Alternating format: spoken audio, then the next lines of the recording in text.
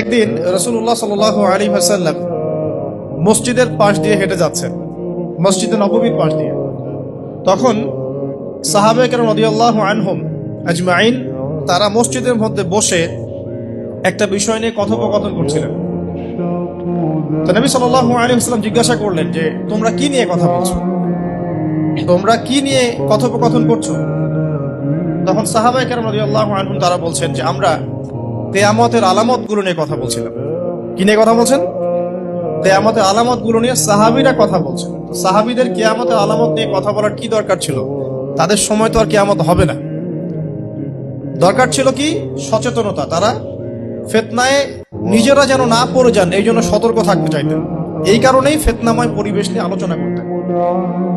তো নবী সাল্লাল্লাহু আলাইহি ওয়াসাল্লাম তখন বললেন, দেখো, যতদিন পর্যন্ত 10টা আলামত প্রকাশ হচ্ছে না ততদিন পর্যন্ত কিয়ামত হবে না। কয়টা আলামত? 10টা।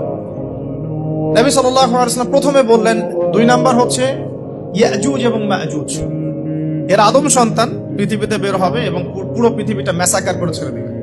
আর মাসিহুদ দাজ্জাল সেও বের হবে শেষ জামানায়, যে ইহুদিদেরকে নিয়ে পুরো বিশ্ব শাসন করবে। বিশ্বের প্রতিটা ডিপার্টমেন্ট সে রুল করবে এবং দাজ্জালের চেয়ে ভয়ঙ্কর কোনো ফিতনা এই পৃথিবীতে আসে নাই, আসবেও না।